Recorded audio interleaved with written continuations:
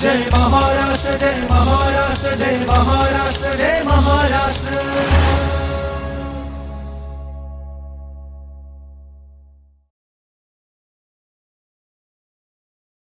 नमस्कार. माहिती आणि जनसंपर्क महासंचालनालय निर्मित जय महाराष्ट्र या कार्यक्रमात मी उन्नती जगदाळे आपणा सगळ्यांचं मनपूर्वक स्वागत करते. मंडळी, आपला महाराष्ट्र भौगोलिकदृष्ट्या खूप संपन्न आहे आणि हवामानाच्या दृष्टीने जर विचार करायचा तर संवेदनशील आहे. आपण बघतो की आपल्या महाराष्ट्रात कधीतरी खूप असा पाऊस पडतो, ओला दुष्काळ येतो, कधी कोरडा दुष्काळ येतो, भूकंप येतात, चक्रीवादळं येतात, उष्णता वाढते. असे अनेक मानवनिर्मित म्हणा किंवा निसर्गनिर्मित आपत्ती ही आपल्यावर येत असते. मग अशा वेळेस राज्याचं आपत्ती व्यवस्थापन तितक्याच प्रभावी पद्धतीनं कार्य करत असतं. आपत्तीपूर्व तयारी, आपत्तीच्या वेळेस त्वरित प्रतिसाद आणि आपत्तीनंतर पुनर्वसन या अनेक गोष्टी राज्य शासनाच्या मार्फत होत असतात. याच विषयी आज आपण सविस्तर जाणून घेऊया. आज आपल्यासोबत आपत्ती व्यवस्थापनाचे संचालक डॉक्टर भालचंद्र चव्हाण आले आहेत. नमस्कार सर. नमस्कार. जय महाराष्ट्र कार्यक्रमात आपलं मनपूर्वक स्वागत आहे. धन्यवाद. सर, आपत्ती ही खरं तर सांगून येत नाही, ती अचानक येते. त्यावेळेस आपली जी काही व्यवस्था आहे आपत्तीच्या विरुद्ध लढण्याची ती भक्कम असणं गरजेचं आहे. तर त्याविषयी आपण जाणून घेणारच आहोत. पण सुरुवातीला आपत्ती म्हणजे नेमकं काय, काय सांगाल? आपत्ती ही अचानक घडणारी घटना आहे जी की नैसर्गिक किंवा मानवनिर्मित असू शकते. यात मोठ्या प्रमाणात जीवित व वित्तहानी होते. याशिवाय समाजाचं सर्वसाधारण कार्य असतं ते बाधित होतं. याशिवाय या दरम्यान संपर्क यंत्रणा, दळवण यंत्रणा ती बंद पडते आणि एकूणच स्थानिक प्रशासन असतं किंवा जनता असते याचा सामना करण्यास असमर्थ ठरतं. अशी जेव्हा परिस्थिती उद्भवते सर्वसाधारण याला आपत्ती असे संबोधतो. चे प्रकारही असतील ना सर आपत्ती? नक्कीच. मी अगोदरच म्हटल्याप्रमाणे याचे नैसर्गिक आणि मानवनिर्मिती असे दोन मुख्य प्रकार आहेत. उदाहरणार्थ पूर, दुष्काळ, दरड कोसळणे, अवर्षण यासारखे हे नैसर्गिक प्रकार आहेत. याशिवाय आग लागणे, रस्ते अपघात, मोठमोठ्या उद्योगात होणारे अपघात असे मानवनिर्मित पण अपघात आपत्ती याचा समावेश होतो यात. सर, या आपत्तीमध्ये टप्पे हे कोणकोणते आहे आणि आपलं राज्य शासन या वेगवेगळ्या ज्या टप्पे येतात आपत्तीचे त्यामध्ये ते कशा प्रकारे कार्य करते? तर महत्त्वाचे टप्पे आणि यंत्रणा कशी कार्यान्वित होते? आता आपत्ती येते तर आपत्तीचा परिणाम करण्यासाठीचे जे जे आपण काम करतो ते आपत्ती व्यवस्थापन संबोधतो. आणि आपत्ती व्यवस्थापनाचे टप्पे हे मुख्यतः 3 विभागात विभागले गेलेत. एक आपत्ती पूर्व काळ, आपत्ती दरम्यानचा काळ आणि आपत्ती नंतरचा काळ असा या मुख्य 3 टप्पे पडतात. तर आपत्ती पूर्वीचा काळ यात सर्वसाधारणपणे आपत्ती येण्यापूर्वी ज्या ज्या उपाययोजना करतो त्याचा समावेश. उदाहरणार्थ वेगवेगळे मिटिगेशन मेजर्स म्हणजे शमन सौम्यीकरण उपाययोजना असतात, आपत्तीची पूर्वसूचना देणाऱ्या यंत्रणा असतात किंवा आपत्तीचा सामना करण्यासाठीची पूर्वतयारी व क्षमता बांधणी या मुख्यतः 3 उपायांचा यात समावेश होतो आपत्ती पूर्व काळात. यानंतर आपत्ती आल्यानंतर मुख्यतः काळ असतो रिस्पॉन्स, रेस्क्यू अँड रिलीफ. म्हणजे आपत्तीला योग्य प्रतिसाद देणं, सकारात्मकतेने प्रतिसाद देणं जेणेकरून जास्तीत जास्त जीवित व वित्तहानी आपल्याला कमीत कमी करता येईल. याशिवाय आपत्ती येण्यापूर्वी जर वेळीच आपत्तीची पूर्वसूचना मिळाली तर त्याचा प्रभाव कमी करू शकतो, त्याच्यामुळे होणारं नुकसान कमी करू शकतो. त्यामुळे वेगवेगळ्या आपत्तीचे वेळी सूचना देण्यासाठीची जी कार्यपद्धती अवलंबून त्याचा यात समावेश होतो. याशिवाय आपत्ती आल्यानंतर जी नुकसान होतं ती कमी करण्यासाठीची क्षमता बांधणी आणि वेगवेगळे प्रशिक्षण असतात, मॉक ड्रिल असतात, यांचा समावेश या आपत्ती दरम्यानच्या काळात केला जातो आणि त्यामुळे होणारं नुकसान आपत्ती दरम्यान कमी होतं. म्हणजे 3ही टप्पे महत्त्वाचे आहे आणि 3ही टप्प्यात केले जाणारे कार्यही तितकेच महत्त्वाचे आहे, तरच ते प्रभावी ठरून आपत्ती ही कमी नुकसानकारक होऊ शकते. बरं, आता आपण बघतो की आपत्ती आली समजा एखादी तर त्यांना भौतिक नुकसान हे होतच होतं, ते अटळ आहे. पण कसं आहे, आपत्तीमध्ये माणूस असतो, मानवी संवेदना असतात, स्वप्न असतात, आशा असतात, या सगळ्यांवर त्याचा प्रभाव होतो. मग त्यामध्ये संवेदनशीलता असणं फार महत्त्वाचं आहे. तर मग शासन याकडे कसं बघतं, दृष्टिकोन काय असतो आपला? शासनाचा निश्चितच संवेदनशील दृष्टिकोन आहे आणि सर्वात महत्त्वाचं म्हणजे शासनाचा प्रथमचा दृष्टिकोन असतो की जीवित व वित्तहानी कमी करणं. त्यानंतर आपण मालमत्तांचा विचार करतो. शासन यापूर्वी रिॲक्टिव्ह स्वरूपात काम करत होतं, म्हणजे आपत्ती आल्यानंतर त्याच्या उपाययोजना करणं. परंतु आता याच्यात सकारात्मक दृष्टिकोन अधिक आणत प्रतिसादात्मक म्हणजे प्रोॲक्टिव्ह रोल शासनाने स्वीकारला आहे. त्या अनुषंगाने आपत्ती येऊ नये किंवा आपत्ती येण्याच्या अगोदर ज्या उपाययोजना त्यावर शासन आता अधिक भर देत आहे. त्या अनुषंगाने शासन अधिक सकारात्मक आहे, निश्चित आहे. नक्कीच, आणि संवेदनशील असणंही तितकंच महत्त्वाचं आहे. आता आपत्तीपूर्व सूचना ही किती महत्त्वाची वाटते, काय सांगाल याविषयी? कुठल्याही आपत्तीची जर पूर्वसूचना आपल्याला योग्य वेळेत आणि ती जर आपण योग्य व्यक्तींपर्यंत म्हणजे मोस्ट व्हलनरेबल जो ग्रुप असतो त्यापर्यंत जर पोहोचवलं तर निश्चितच आपण याच्यामुळे होणारे दुष्परिणाम कमी करू शकतो. या अनुषंगाने महाराष्ट्र शासनाने स्टेट इमर्जन्सी ऑपरेशन सेंटर उभारलं आहे आणि यात आपल्याला वेगवेगळ्या एजन्सीज देश पातळीवर काम करणार, उदाहरणार्थ भारतीय हवामान संस्था आहे, इन्क्वाईस आहे, NRC आहे, NRSC आहे, या वेगवेगळ्या संस्थांची आपण कोऑर्डिनेशन केलं आहे आणि त्यांच्या जी वेगळी माहिती असते ते ज्या आपल्याला वेगळी माहिती त्याच्याशी आपण त्याचा उपयोग करून आपण जनतेपर्यंत वेळीच अलर्ट इश्यू करतो. मला सांगायला आनंद वाटेल की मागच्या 2025च्या आलेल्या पुराकाळात जवळपास 950 कोटींपेक्षा अधिक आपण SMS अलर्ट्स इश्यू केलेत. यात मग पुरामुळे असतील, काही चक्रीवादळाचे होतील, काही विजामुळे होणारे नुकसान याचेही अलर्ट्स आपण इश्यू केले. त्यामुळे वेगवेगळे अलर्ट्स योग्य वेळी योग्य व्यक्तींपर्यंत पोहोचवणं हे मुख्यतः काम आपण करतो. याशिवाय वेगळ्या प्रतिसाद एजन्सी सोबत सुद्धा कोऑर्डिनेशन करतोय आपण आणि या प्रकारे वेगळ्या प्रतिसाद एजन्सी याशिवाय शासनाचे वेगळे विभाग म्हणजे जिल्हा स्तरावर काम करणारं जिल्हा आपत्ती व्यवस्थापन प्राधिकरण यांच्याशी समन्वय साधून आपण ते काम करतोय. नक्कीच, म्हणजे पूर्वसूचना अत्यंत महत्त्वाची, त्यामुळे जीव वाचले जातात आणि जोखीमही कमी होते आणि ती आपण देत आहात. नक्कीच, ज्या आपत्ती येतात त्याची जोखीम खऱ्या अर्थानं कमी होऊ शकते, कारण की आधुनिक तंत्रज्ञान हे खूप प्रभावी आहे आणि त्याचा वापर हा सगळीकडेच केला जातो आहे. तर आपणही तो करतात का आणि करत असाल तर कशा पद्धतीनं? नक्कीच महाराष्ट्र शासन या दृष्टीने जे आधुनिक तंत्रज्ञान ते वापरण्याचा प्रयत्न करते. आपल्या स्टेट इमर्जन्सी ऑपरेशन सेंटरमध्ये आर्टिफिशियल इंटेलिजन्स, मशीन लर्निंग यासारख्या अत्याधुनिक तंत्रज्ञानाचा वापर करतो. यात मुख्यतः आपण जर बघितलं तर राज्य आपत्ती व्यवस्थापन केंद्र, कार्यकालन केंद्र यात आपण संचार माध्यमांचं अत्याधुनिक साधनं वापरतो. मोबाईल फोन असेल, सॅटेलाईट फोन असेल, इंटरनेट फोन असतील, हॅम रेडिओ असतील, VHF अशा वेगवेगळ्या आधुनिक संप्रेषण साधनांचा वापर करतो. म्हणजे ज्यावेळेस आपल्याला सर्वसाधारण जी संप्रेषण साधनं आहे ती बंद पडतात त्यावेळेस सर्व संपर्क यंत्रणांशी संपर्क प्रस्थापित करण्यासाठी आपण ही आधुनिक साधनं वापरतोय. याशिवाय आपण मागील 30 वर्षाचा गावनिहाय जो डाटा आहे तो डाटा आपण जिओ DSS सेंटरमध्ये आणला आहे आणि आपण गाव पातळीपर्यंत मागच्या 30 वर्षाची आपत्ती प्रवणता आपण मॅपवर घेतलेली आहे आणि त्या अनुषंगाने आपण गावाची आपत्ती प्रवण क्षमता, कोणतं गाव किती ठिकाणी किती आपत्तींना प्रभावित होऊ शकतं याचा अंदाज आपण केला आहे. याशिवाय आपण सॅटेलाईट इमेजरी आणि वेगवेगळ्या एजन्सीजचा पण वापर करतो. उपग्रहाद्वारे जी आपल्याला माहिती त्याचाही उपयोग करतो. विशेषतः मागील 2025मध्ये जो पूर आला त्यात सोलापूर शहराचे सीना नदीकाठी वसले त्याच्या तिथं पूर येण्याच्या आपण 48 तास अगोदर सूचना दिल्या आणि त्या अनुषंगाने त्यांचं तिथल्या अफेक्टेड लोकांचं आपण पुनर्वसन तात्पुरत्या स्वरूपात स्थलांतर केलं. त्यामुळे की 0 आपत्ती मृत्यू आपण साध्य केले. या अनुषंगानेच आपण सर्व उपलब्ध जी प्रगत साधनं आहे त्यांचा वापर करून आपण आपत्ती व्यवस्थापन करतोय. नक्कीच, म्हणजे तंत्रज्ञानामुळे जीवितहानी ही टळते आहे, हे फार महत्त्वाचं आणि मुलाचं आहे. आता आपत्तीच्या वेळी त्वरित प्रतिसाद हा खूप महत्त्वाचा असतो. तो नेमका कसा कार्यान्वित होतो आणि NDRF असेल किंवा SDRF असेल यांच्यामध्ये समन्वय कसा होतो, या संपूर्ण बाबीविषयी काय सांगाल?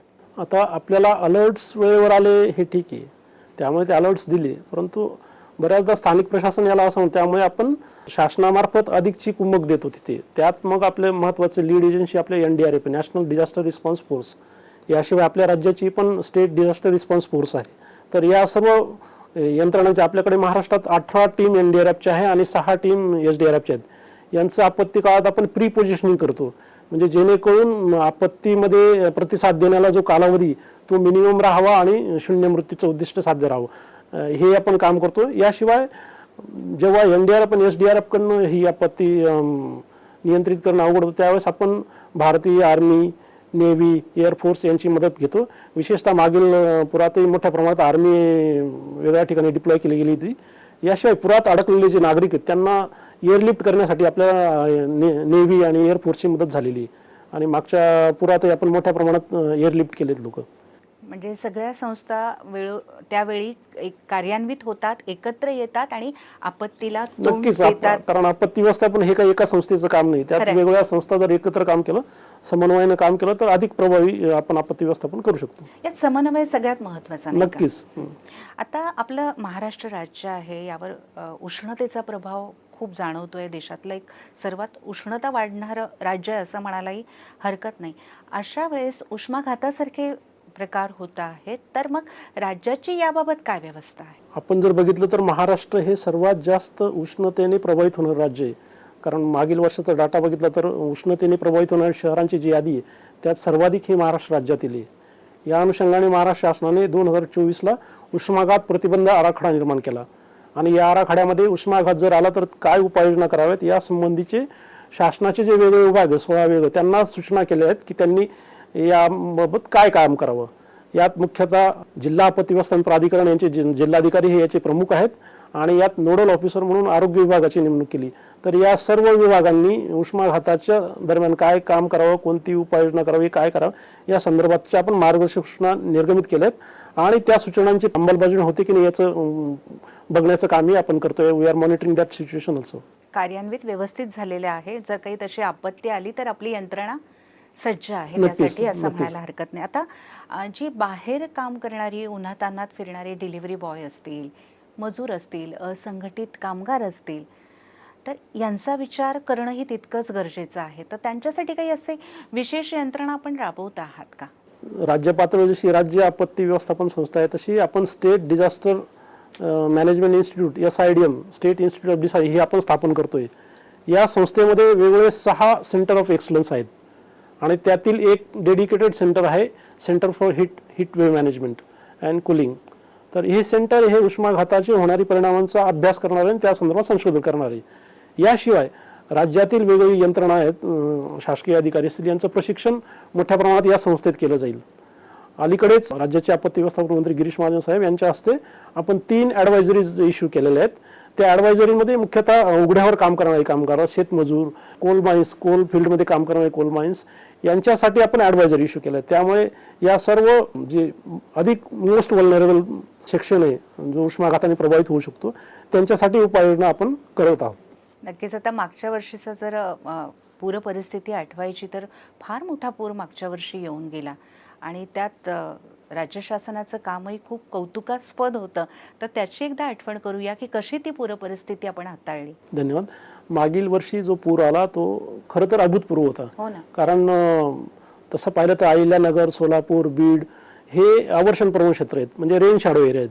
यामध्ये एवढा पूर्वी पूर आपण अनुभवला नव्हता, परंतु प्रथमतःच आपण या भागात पूर अनुभवलं. याशिवाय जी सीना नदीकाठचा प्रदेश आहे आणि गोदावरी या नदीकाठचा प्रदेश मोठ्या प्रमाणात बाधित झाली. तर यासाठी आपण सर्वप्रथम याचा कुठल्याही प्रतिसादाची यंत्रणा जी अलर्ट एजन्सी आपण अलर्ट्स इश्यू केले वेगवेगळे. या दरम्यान मला 2025मध्ये आपण जवळपास 950 कोटींपेक्षा अधिक अलर्ट्स प्रसारित केलेत. त्यामुळे जनतेचं वेळोवेळी इव्हॅक्युएशन शक्य झालं आणि वेळीच त्यांना त्या बाधित क्षेत्रापासून काढल्यामुळे होणारं नुकसान टळलं. हा एक प्रकार झाला. याशिवाय प्रतिसाद देण्यासाठी, आपत्तीचा प्रतिकार करण्यासाठी आपण आपल्याकडे ज्या यंत्रणा आहेत अगोदर सांगितल्याप्रमाणे NDRF यांचं प्री पोझिशनिंग केलं. याशिवाय सोलापूर, धाराशिव, बीड, परभणी इथे आपण आर्मी डिप्लॉय केली होती. याशिवाय आपण अगोदर सांगितल्याप्रमाणे एअरलिफ्ट केलं मोठ्या प्रमाणात. त्यामुळे मोठ्या प्रमाणात या सर्व यंत्रणांच्या सहभागाने आपण 0 मृत्यू उद्दिष्ट आपण साध्य करू शकलो मागील वर्षीच्या पुरात. त्यामुळे मागील वर्षीच्या पुराच्या काळात खरोखरच चांगला अनुभव आला आणि चांगलं काम करू शकलो आपण. नक्कीच. खूप मोठी नैसर्गिक आपत्ती आली होती, तिला खूप ताकदीनं तोंड राज्य शासनानं दिलं आणि त्यामुळे 0 मृत्यू त्या ठिकाणी घडले. आता ह्या गोष्टी बघत असताना आपण बघतो की अनेक ठिकाणी औद्योगिक अपघात हे होत असतात. मग या औद्योगिक अपघातांना आपलं राज्य शासन कशा प्रकारे हाताळलं गेलेलं आहे आणि ही यंत्रणा कशी कार्यान्वित आहे? अपघातामुळे होणाऱ्या घटनांची वाढ झाली अलीकडील काही काळात. त्यामुळे अपघातांमुळे होणारं नुकसान कमी करण्यासाठी शासन प्रयत्नशील आहे. यासाठी शासनाचे वेगवेगळे विभाग आहेत. उदाहरणार्थ उद्योग विभाग, यात आपलं डिश म्हणून department of industry safety and health हे पूर्वी आपण याला उद्योग निरीक्षक म्हणतो. तर हे प्रथमतः यासाठी काम करतात. त्यांच्याकडे एक ब्ल्यू बुक असतं आणि ते एक मार्गदर्शक असतं. तर यात मुख्यतः आपत्तीच्या स्थळी ॲक्सिडेंट स्पॉट आणि आउट ऑफ स्पॉट, म्हणजे जिथं एखादी आपली कंपनी किंवा उद्योग आहे त्या उद्योगाच्या स्थळी आणि उद्योगाच्या बाहेर, म्हणजे एखाद्या उद्योगातून एखादा प्रॉडक्ट निर्माण होऊन त्याची उपाययोजना आणि तो प्रॉडक्ट बाहेर पडल्यानंतर जे एंड युजर आहे तिथपर्यंत नेण्याची व्यवस्था, या संदर्भातच्या ज्या मार्गदर्शक सूचना आहेत त्या वेळोवेळी आपण निर्गमित केल्या.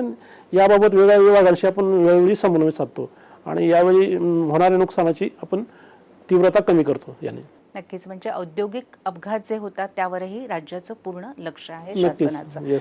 आता अलीकडच्या काळात जर आपण बघायला गेलो तर चक्रीवादळांचं प्रमाण खूप वाढलं आहे. वेळोवेळी सूचनाही आपण देत असतात की हे वादळ येणार, ते वादळ येणार. तर मग अशा या चक्रीवादळांना, त्या परिस्थितीला आपलं राज्य शासन कशा प्रकारे हाताळतं? चक्रीवादळ जर बघितले तर आपण 2 कालावधी, एक मान्सून पूर्व आणि मान्सून नंतर, साधारण मे ते सप्टेंबरपर्यंत येतात मान्सून. आणि या चक्रीवादळांचं यासाठी जी उपाययोजना करायची त्यासाठी पण आपण मार्गदर्शक सूचना निर्गमित केल्या आहेत. विशेषतः चक्रीवादळ कसं निर्माण होतो, उदाहरणार्थ कमी दाबाचा पट्टा निर्माण होतो, तर याची एक सिक्वेन्स आहे. प्रथमतः कमी दाबाचा पट्टा निर्माण होतो, नंतर तो अति कमी दाबाचा डीप डिप्रेशन म्हणतो आणि त्यानंतर चक्रीवादळ निर्माण होतो.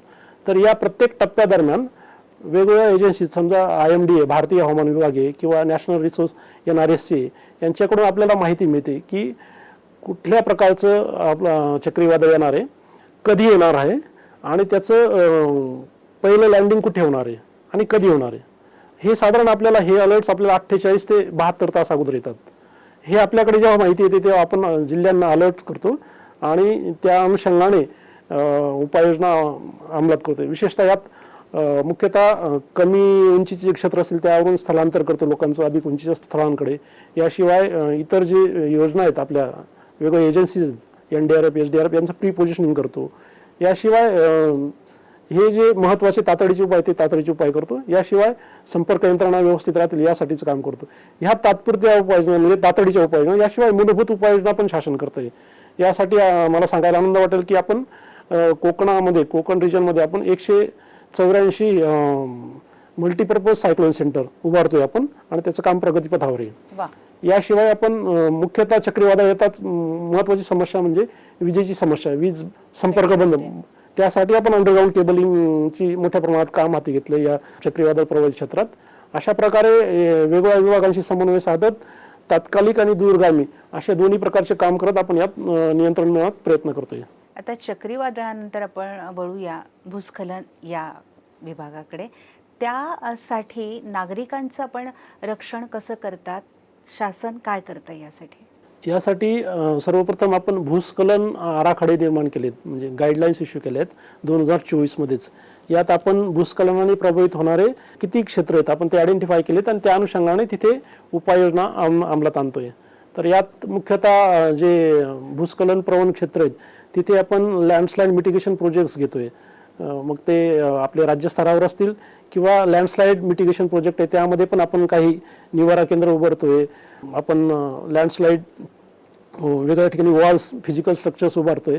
तर यासाठी आपल्याला वेगवेगळ्या ज्या संस्था आहेत, अग्रगण्य संस्था, जिओलॉजिकल सर्व्हे ऑफ इंडिया आहे, नॅशनल रिसोर्स सेंटर NRC आहे, IIT दिल्ली आहे, यासारख्या संस्थांकडून जी आपल्याला माहिती मिळाली त्यांचा उपयोग करून आपण ती प्रवण क्षेत्रात उपाययोजना अंमलात आणतोय. या अनुषंगाने आपण, मला वाटतं की एक सर्वसमावेशक उपाययोजना लँडस्लाईडसाठी पण आपण काम करतोय त्यावर. नक्कीच. आता आपत्ती व्यवस्थापन करत असताना राज्य शासन तर कार्य करतच आहे, पण राज्य शासन कार्य करत असताना त्यामध्ये नागरिकांचा सहभाग असणं, सामाजिक संस्थांचा सहभाग असणं, तसंच सामाजिक संघटनांचा सहभाग असणं महत्त्वाचं आहे. तर तो वाढवण्यासाठी आपण काय करत आहात? नक्कीच, कुठल्याही शासनाच्या कार्यक्रमात जर जनतेचा सहभाग नसला तर तो यशस्वी होत नाही. आणि विशेषतः आपत्तीमध्ये जे प्रथमतः प्रभावित ही जनता असते आणि प्रथमतः रिस्पॉन्डर्स ही जनता असते. त्यामुळे जनतेचा सहभाग असणं यात अत्यंत महत्त्वाचं आहे. त्याशिवाय ही शासनाचे कुठलेही प्रयत्न फलदायी ठरणार नाहीत. या अनुषंगाने मला सांगायला आवडेल की आपण शासन म्हणून जनतेला वेळोवेळी प्रबोधन करत आहोत, जनजागृती करत आहोत. या अनुषंगाने ज्या ज्या जनजागृतीच्या वेगळ्या स्कीम्स आहेत त्या आपण राबवतोय. याशिवाय वेळोवेळी आपण मॉक ड्रिल्स घेतोय, म्हणजे फक्त जनजागृती करून होणार नाही, पण एखादी आपत्ती आली तर त्यामध्ये कसा प्रतिसाद द्यावा याचा सराव पण आपण वेळोवेळी करून घेतोय. तर या प्रकारे आपण मीडिया प्लॅनद्वारे काम करतोय, मॉक ड्रिल्स प्रमाणे काम करतोय. याशिवाय आपण मोठ्या प्रमाणात एक स्वयंसेवकांचं जाळं निर्माण करतोय. विशेषतः आपदा मित्र कार्यक्रम, आपदा मित्र व आपदा सखी यामध्ये मोठ्या प्रमाणात आपण तरुणांना प्रशिक्षित करतोय आणि त्यांना आपदा सखी, आपदा मित्र म्हणून प्रमाणित करतोय. याशिवाय त्यांना नुसतं प्रशिक्षित करत नाहीत, तर आपण त्यांना एखादी आपत्ती आली तर त्या अनुषंगाने एक मिनिमम किट असते, छोटी किट, ती किट पण देतोय. याशिवाय आपण त्यांचा विमा पण उतरवतोय. त्यामुळे त्यांना या शासन प्रक्रियेत आपत्तीवर सहभागी करून घेतोय. याशिवाय आपण 18 ते 23 या वयोगटातील विशेषतः NCC, NSS, याशिवाय भारत स्काउट अँड गाईड व नेहरू युवा केंद्र या स्वयंसेवी संस्थांच्या माध्यमातून आपण त्यांना प्रशिक्षित करत आहोत आणि यांनाही किट देतोय आपण. याशिवाय मला सांगणार नव्हतं की मागे जे लँडस्लाईडच्या घटना झाल्या त्यावेळेस पण आपण वेगळ्या स्वयंसेवी संस्थांना अंतर्भूत करून घेतले. विशेषतः तळेमध्ये सह्याद्री ट्रेकर्स वगैरे यासारख्या संस्थांनी खूप चांगलं काम केलं. त्यामुळे जनता, स्वयंसेवी संस्था आणि NGOs यांचा आपण आपत्ती व्यवस्थापन सहभाग मोठ्या प्रमाणात करून घेतोय, जेणेकरून आपलं आपत्ती व्यवस्थापन अधिक प्रभावीपणे काम करते. नक्कीच समुदायांची, विविध यंत्रणांची क्षमता बांधणी करणं या आपत्ती व्यवस्थापनासाठी फार फार गरजेचं आहे. तर ती नेमकी आपण कशी करता आहात? कुठल्याही आपत्ती येण्यापूर्वीचे आपत्तीपूर्व ज्या उपाययोजनामध्ये त्यामध्ये पूर्वतयारी, क्षमता बांधणी हे 2 महत्त्वाचे उपक्रम असतात. क्षमता बांधणीमध्ये जी व्यवस्थित आपली सद्यस्थितीची यंत्रणा आहे त्यांना सक्षम करणं, ती सक्षम करण्यासाठी जी आपली वेगवेगळी यंत्रणा आहे शासनाची, मूलतः शासनाचे वेगवेगळे विभाग आहेत यांना प्रशिक्षित करणं. आपल्याकडे national institute of disaster management आहे, त्यांना आपण वेगवेगळे शासनातील जे विभाग आहेत, जे रिस्पॉन्डर्स विभाग आहेत त्यांना आपण प्रशिक्षण देण्यासाठी आपण वेळोवेळी पाठवतो. याशिवाय जी जनता आहे, जनतेच्या प्रशिक्षणासाठी आपण वेगवेगळ्या प्रशिक्षण योजना राबवतो. विशेषतः खेडेगावातील प्रत्येक नागरिकासाठी प्रशिक्षण संस्था आपण घेतो. याशिवाय शाळेतील विद्यार्थी आहेत त्यांचंही प्रशिक्षण घेतो, जेणेकरून त्या प्रशिक्षणामार्फत एक आपत्तीला प्रतिसाद देणारे सक्षम युवक घडावेत या अनुषंगाने आपण त्यांनाही ट्रेन करतोय. अशा वेगवेगळ्या विभागांना ट्रेनिंग देऊन क्षमता बांधणी करून, याशिवाय फक्त ट्रेनिंग देऊन थांबत नाही तर आपण आपत्ती व्यवस्थापन संरचना निर्माण करतोय, त्यांना वेगवेगळे साधन निर्माण करू. उदाहरणार्थ आपत्ती व्यवस्थापनासाठी वेगवेगळे रिस्पॉन्डर्स असतात, त्यांची साधनं लागतात आपत्ती व्यवस्थापनासाठी, ती उदाहरणार्थ फायर बाईक्स असतील, वेगवेगळे इन्फ्लेटेबल रबर बोट्स, मूळतः इन्फ्लेटेबल रबर बोट असतात. NDRF, SDRF मोठ्या प्रमाणात ते ड्रोनचा वापर करतात, उपग्रह छायाचित्राचा वापर करतात. या वेगवेगळ्या शासनाचे जे महत्त्वाचे उपक्रम आहेत त्यांना अत्याधुनिक तंत्रज्ञान कसं उपलब्ध होईल आणि त्यांच्या साधनांचा कसा आपत्ती व्यवस्थापनाची तीव्रता कमी करण्यासाठी उपयोग होईल या अनुषंगाने आपण शासन काम करते. आपत्ती प्रतिरोधक असा आपला महाराष्ट्र निर्माण करण्यासाठी आपण नक्कीच काहीतरी दीर्घकालीन असा रोडमॅप ठरवला असेल, तर तो नेमका काय आहे, दृष्टिकोन काय आहे? भारताचे पंतप्रधान आदरणीय नरेंद्र मोदी यांच्या विकसित भारत 2047 या संकल्पनेच्या अनुषंगानेच महाराष्ट्राने आदरणीय मुख्यमंत्री देवेंद्रजी फडणवीस यांच्या मार्गदर्शनाखाली विकसित महाराष्ट्र 2047 यासाठीचा रोडमॅप तयार केला आहे. या रोडमॅपमध्ये शासनाच्या वेगवेगळ्या विभागांनी काय काम करावं यात स्पष्ट सूचना केल्या आहेत. या वेगवेगळ्या विभागांमध्येच आपत्ती व्यवस्थापन हा विभाग आहे आणि त्या विकसित महाराष्ट्र संकल्पनेतच आपत्ती व्यवस्थापनाने भविष्यात कसं काम करावं 2047 पर्यंत, जेणेकरून महाराष्ट्राचे आपत्ती व्यवस्थापन कधी अधिक सजग कसं होईल, सक्षम कसं होईल या अनुषंगाने उपाययोजना आहेत. यात मुख्यतः वेगळ्या स्तरावरच्या उपाययोजना आहेत. एक प्रथमतः 2029 पर्यंतच्या उपाययोजना, नंतर 2035 पर्यंतच्या उपाययोजना आणि 2047 मध्ये. यात मुख्यतः महाराष्ट्राची सध्याची जी आपत्ती व्यवस्थापन संस्था आहे ती अधिक बळकट करण्यावर भर दिला आहे. याशिवाय आपल्या स्थापना आहेत यांना संरक्षण करण्यासाठीची यंत्रणा निर्माण करणं, याशिवाय आपत्ती प्रतिरोधक क्षमता ही अधिक सक्षम करण्यावर या विकसित महाराष्ट्रामध्ये धोरणात समाविष्ट केला आहे. यासाठी 2029 पर्यंत आपण जे टप्पे केले 2029, 35 आणि 47, तर सुरुवातीला आपली जी NDRF मी आपल्याला म्हटलं त्यासोबतच राज्य प्रतिसाद दल आहे याच्या तुकड्या वाढवणं, 2 पासून 7 पर्यंत नेणं, याशिवाय त्यासोबतच प्रत्येक जिल्हा स्तरावर स्वतःचं एक स्वतंत्र आपत्ती प्रतिसाद दल असावं आणि टप्प्याटप्प्याने त्यांची संख्या वाढवत जाणं हे काम करण्यावर भर देते. याशिवाय राज्याची जी आपत्ती व्यवस्थापन संस्था आहे त्यांचं बळकटीकरण करून अधिक सक्षम, प्रतिरोधकक्षम आणि जेणेकरून झिरो रिस्क, झिरो टॉलरन्स ही जी शासनाची संकल्पना आहे त्याची अंमलबजावणी करण्यासाठीच्या सर्व उपाययोजना या विकसित महाराष्ट्र धोरणात अंतर्भूत आहेत आणि त्या दृष्टीने शासन आणि आपत्ती व्यवस्थापन विभागही प्रयत्नशील आहे. फार सुंदर आपला हा रोड मॅप आणि एकूणच दृष्टिकोन आहे. झिरो टॉलरन्स, अगदी म्हणजे ते अगदी सुसह्य होईल प्रत्येक नागरिकासाठी. बरं, हा रोड मॅप सांगितल्यानंतर एक सगळ्यात महत्त्वाची गोष्ट की आपल्या समस्त प्रेक्षकांना आपण या निमित्तानं काय संदेश देणार आहात? कुठल्याही आपत्तीच्या प्रसंगी हा फर्स्ट अफेक्टेड पर्सन आणि फर्स्ट रिस्पॉन्डर ही जनता असते, सर्वसाधारण लोक असतात. त्यामुळे त्या जनतेने अधिक सजग राहणं गरजेचं आहे. कारण कुठलीही योजना असेल शासनाची, कुठलीही कार्यक्रम असेल, जर जनता प्रभावीपणे प्रतिसाद दिली नाही तर तो यशस्वी होत नाही. त्यामुळे या प्रसंगी जनतेने पण सजग राहणं आणि शासनाद्वारे SEOC मार्फत वेगवेगळे जे अलर्ट्स वेळोवेळी इश्यू होतात त्याला प्रतिसाद देणं आणि त्याच्याकडे पॉझिटिव्हली पाहणं आवश्यक असतं आणि त्यावर कार्य करणं आवश्यक असतं. या अनुषंगाने आपण बघाल तर अलीकडे आता हा जो सीझन आहे, उष्माघाताची घटना वाढल्या आहेत.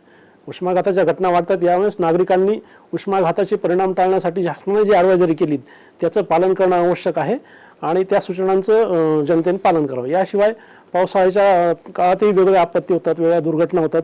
त्या दुर्घटना टाळण्यासाठी जनतेने थोडं सजग होणं गरजेचं असतं. अतिउत्साह काय बऱ्याच वेळेस असतो, तो उत्साह टाळणं, जेणेकरून बऱ्याच वेळेस प्रेक्षणीय स्थळं, धबधबे इथे नागरिक पाहायला जातात पावसाळ्यात. तर त्या प्रसंगी जर अतिउत्साह दाखवला तर दुर्घटना मोठ्या प्रमाणात होतात. त्या टाळण्यासाठी जनतेने प्रयत्न करणं आवश्यक आहे. याशिवाय सर्वात महत्त्वाचं म्हणजे ज्या वेगवेगळ्या आपत्ती असतात त्याला प्रत्येक जनतेने सकारात्मक प्रतिसाद देणं आणि त्या अनुषंगाने शासनाद्वारे जे वेगवेगळी सूचना त्याचं पालन करणं. बऱ्याचदा काय होतं, एखादी घटना घडते त्यावेळेस अफवा जास्त पसरतात. त्या अफवांवर विश्वास न ठेवता शासनाचे अधिकृत जे सोर्सेस आहेत त्यांचा अवलंब करणं, त्यांचं पालन करणं, त्या अनुषंगाने कार्य करणं आवश्यक असतं.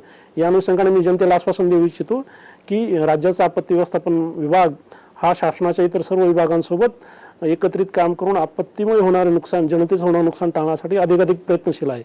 या अनुषंगाने मी जनतेला आवाहन करू इच्छितो की या प्रसंगी जे प्रसारण चॅनल आहेत, जे नंबर्स 1077 आहे, 112 आहे, यावर जर काही आपत्ती आली तर जनतेने संपर्क करावा, त्याचं निराकरण करण्याचा प्रयत्न शासन निश्चित करेल. राज्यातील आपत्ती व्यवस्थापन जी यंत्रणा आहे ती अधिक सक्षम करण्यासाठी नक्कीच राज्य शासन फार मोलाचं कार्य करतं आहे. आपण विविध पैलूंवर खूप छान पद्धतीने प्रकाश टाकलात आणि अतिशय सुंदर अशी मुलाखत दिलीत. आजच्या कार्यक्रमात आलात त्याबद्दल आपले मनपूर्वक धन्यवाद. आणि प्रेक्षक हो, आपण पुन्हा जय महाराष्ट्र कार्यक्रमात भेटणार आहोत नवीन पाहुण्यांसह पुढच्या भागात. आजच्या कार्यक्रमातनं आपला निरोप घेत आहोत. नमस्कार. जय महाराष्ट्र, जय महाराष्ट्र, जय महाराष्ट्र, जय महाराष्ट्र.